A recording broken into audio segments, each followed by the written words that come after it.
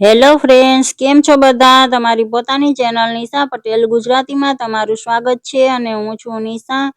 આજે આપણે એકદમ અલગ પ્રકારના નમક પારા બનાવીશું ફ્રેન્ડ્સ। ચા સાથે ખાવાની મજા પડી જાય। તમે અત્યારે સાતમ આઠમના જે આપણે નાસ્તા બનાવીએ છીએ ત્યારે પણ આ નાસ્તાને બનાવી શકો છો।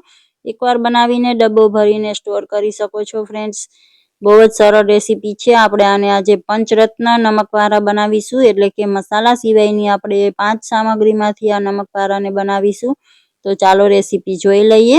એના માટે લોટ બાંધવા માટે આપણે આ રીતનું કોઈ પણ વાસણ લઈ લેશું અને એમાં આપણે બધા મસાલા પહેલા એડ કરી દેશું। તો આ અડધી ચમચી જેટલો હળદર પાવડર મેં એડ કર્યો છે અને ટેસ્ટ પ્રમાણે નિમક લઈ લેશું। મસાલા બધા રેગ્યુલર મસાલા જ લીધા છે ફ્રેન્ડ્સ, અને કોઈ મસાલા તમે તમારી પસંદનામાં ચેન્જ કરી શકો છો। આ મેં 1 ચમચી આખું જીરું છે એને પાટલા વેલણ સાથે થોડું ક્રશ કરીને લીધું છે, અને સેમ એ જ રીતે સફેદ તલને પણ મેં ક્રશ કરી લીધા છે। ક્રશ કરવાથી આપણો નાસ્તો તળતી વખતે જીરું અને તલ તેલમાં બહાર નહીં આવી જાય, એટલે આ રીતે કરીને લેવા ફ્રેન્ડ્સ તલને અને જીરાને। અને હવે મેં આમાં ચીલી ફ્લેક્સ લીધા છે, એ પણ 1 ચમચી જેટલા લઈ લીધા છે, અને કસૂરી મેથી લીધી છે, એને હાથેથી થોડી ક્રશ કરીને આપણે એડ કરી દેશું। તમે આમાં તમારી પસંદના બીજા મસાલા પણ ફ્રેન્ડ્સ, જેમ કે હિંગ પાવડર કે પછી અજમા લઈ શકો છો। એ રીતના કોઈ પણ મસાલા વરિયાળી લઈ શકો છો। મેં અહીંયા રેગ્યુલર આ 5 થી 6 મસાલા એડ કર્યા છે। હવે આપણે આમાં મોણ સ્વાદ માટે એડ કરવાનું છે। તો અમે 2 ચમચી મેલ્ટ કરેલું ઘી એડ કરીએ છીએ। ઘીથી નમક પારા એકદમ ખસ્તા બને છે અને તેલથી એકદમ ક્રિસ્પી બને છે। તો મેં 2 ચમચી તેલ પણ એડ કર્યું છે। તમે બેમાંથી કોઈ પણ એક વસ્તુ પણ લઈ શકો છો ફ્રેન્ડ્સ। તો આ ટોટલ મેં 4 મોટી ચમચી એટલે કે 4 ટેબલ સ્પૂન મેં અહીંયા મોણ એડ કર્યું છે। ફ્રેન્ડ્સ, તમે મારી ચેનલને હજુ સુધી સબસ્ક્રાઇબ ન કરી હોય તો પ્લીઝ ચેનલને સબસ્ક્રાઇબ જરૂરથી કરી દો અને બેલ આઇકનને પ્રેસ કરી દો, જેથી કરીને મારી નવી વિડીયોની નોટિફિકેશન તમને મળતી રહે। તો હવે આ બધું આ રીતે સારી રીતે મિક્સ કરી લઈશું। પછી આપણે આમાં લોટ એડ કરવાના છે। તો જેમ કે મેં કહ્યું કે 5 સામગ્રીથી આપણે પંચરત્ન નમક પારા બનાવીએ છીએ। તો સૌથી પહેલા મેં અહીંયા 1 કપ ભરીને આ મેંદો લીધો છે। મેઝરિંગ કપથી મેં બધા માપ લીધા છે ફ્રેન્ડ્સ। તમે ઘરની કોઈ પણ વાટકીને સેટ કરી શકો છો। હવે આ અડધો કપ મેં રોટલીનો લોટ લીધો છે, જે ઝીણો લોટ જેનાથી આપણે રોટલી બનાવીએ છીએ। આ સોજી લીધી છે મેં અડધો કપ। આ રીતે બારીક વાળી આપણે સોજી યુઝ કરવાની છે ફ્રેન્ડ્સ। વધારે જાડું હોય તો તમે મિક્સરમાં દળીને લઈ શકો છો। મેં પણ મિક્સરમાં દળીને લીધું છે। અને અડધો કપ મેં અહીંયા બેસન એડ કર્યો છે। હવે એકવાર બધું સારી રીતે મિક્સ કરી લેશું। આપણી 4 સામગ્રી થઈ છે, હજી 5મી આપણે પાછળથી એડ કરીશું। તો મોણ વધારે ઓછું હોય તો આ ટાઈમે તમારે ચેક કરી લેવાનું, અને વધારે મોણની જરૂર હોય તો એડ કરી દેવાનું। આટલા માપ પ્રમાણે આ 4 ચમચી મોણ એકદમ પરફેક્ટ રહ્યું હતું। મેં આમાં એક્સ્ટ્રા મોણ નથી એડ કર્યું। આપણે આમાં બેસન એડ કરીએ છીએ ફ્રેન્ડ્સ, તો મેં મોણ થોડું ચડિયાતું જ એડ કરવું, નહીં તો નાસ્તો હાર્ડ બની જશે।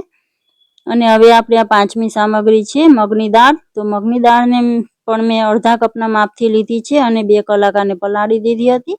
હવે એનું એક્સ્ટ્રા પાણી કાઢી લેશું અને મિક્સરમાં એડ કરી દેશું।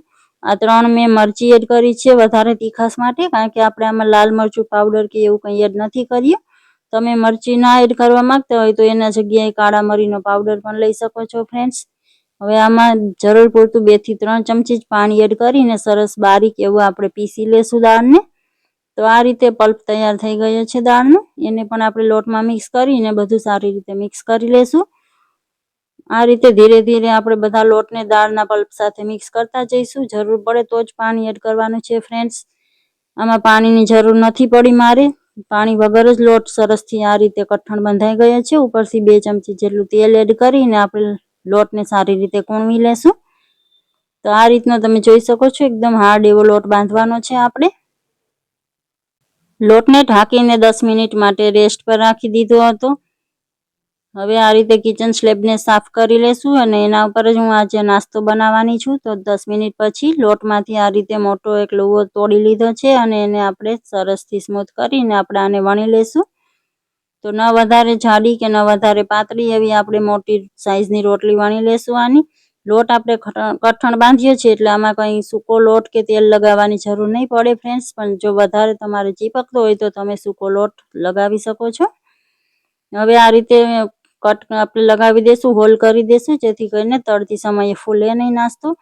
તમે આને તમારા મનપસંદ કોઈ પણ શેપમાં કટ કરી શકો છો ફ્રેન્ડ્સ. કૂકી કટરથી તમે આને ગોળ ગોળ પૂરી જેવો પણ બનાવી શકો છો.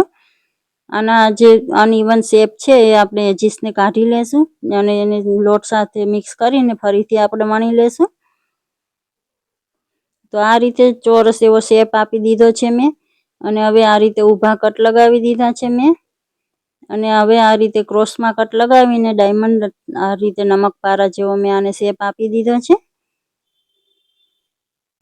તો હવે આપણે આ નાસ્તાને તળવાનો છે. તો તળવા માટે તેલ ગરમ મૂકી દીધું હતું. મીડિયમ ગરમ તેલમાં આપણે નાસ્તાને એડ કરીશું ફ્રેન્ડ્સ. બહુ વધારે હાઈ ગરમ તેલ નથી રાખવાનું, ને તો નાસ્તાનો કલર તરત જ ચેન્જ થઈ જશે અને અંદરથી કાચો રહી જશે. આ રીતે મિક્સ કરી લેશું. આ કઠણ લોટ બાંધ્યો હતો આપણે એટલે ચીપકશે નહીં, સરળતાથી અલગ અલગ થઈ જશે બધા જ નમક પારા. અલટ પલટ કરતા આપણે એને ફ્રાય કરી લેશું. એક બેચને ફ્રાય થવામાં 2.5 થી 3 મિનિટનો ટાઈમ લાગે છે ફ્રેન્ડ્સ. આ રીતે તેલમાંથી આપણે કાઢી લેશું, કિચન ટીસ્યુ પર લઈ લેશું અને સેમ એ જ રીતે આપણે બધા બેચને ફ્રાય કરીને તૈયાર કરી લેશું. સેમ એ જ રીતે બીજો બેચ પણ એડ કરી દીધો છે મેં. તો આપણા આ ડબ્બો ભરીને નમક પારા બનીને તૈયાર થઈ ગયા છે ફ્રેન્ડ્સ. અમુક વાતોનું ધ્યાન રાખવાનું છે. આમાં થોડું તેલ આપણે મોણ માટે ચડિયાતું જ એડ કરવાનું છે ફ્રેન્ડ્સ, કારણ કે આમાં આપણે બેસન લીધો છે અને મગની દાળ પણ લીધી છે. મોણ ઓછું હશે તો એકદમ હાર્ડ બનશે નાસ્તો ફ્રેન્ડ્સ. અને નાસ્તાને આપણે લો ફ્લેમ પર જ ફ્રાય કરીશું. તો ફ્રેન્ડ્સ, તમને મારી આ રેસીપી કેવી લાગી છે? સારી લાગી છે તો લાઈક કરી દેજો. તમારા ફેમિલી અને ફ્રેન્ડ્સ સાથે શેર જરૂરથી કરજો. Thank you for watching.